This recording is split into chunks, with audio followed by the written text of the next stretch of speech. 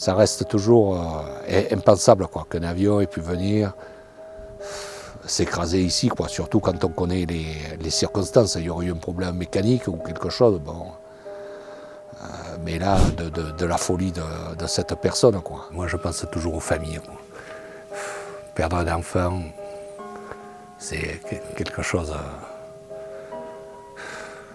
où je pense qu'on ne peut jamais se remettre de ça.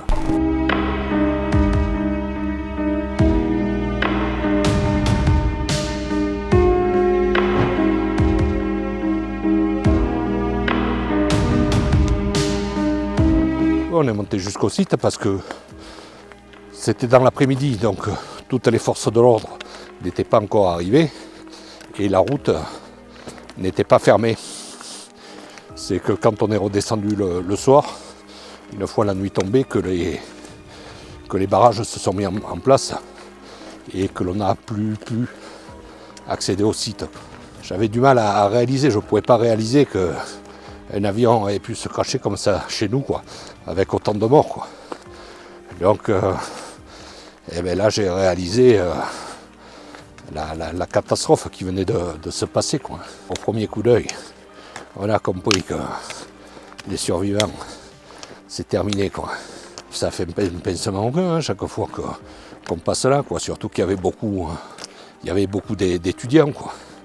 Et puis après on a tissé des liens. Il y a des familles qui reviennent plusieurs fois par an.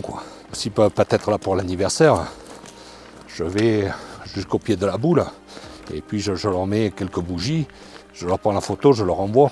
Tu vois où est la boule? Eh bien l'avion c'est exactement là où il a éclaté.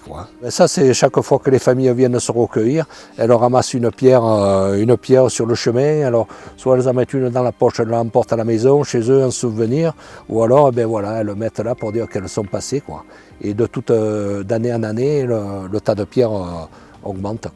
La boule, en fait, il y a 149 morceaux, il y a 149 plaques, une plaque par personne disparue. Et à l'intérieur, donc, il y a un polygone qui a été rentré où les familles avaient déposé un objet personnel de la personne qu'ils ont perdue. Quand je passe loin, quand je suis aussi près, je me demande comment on a pu être aussi fou pour venir faire ça.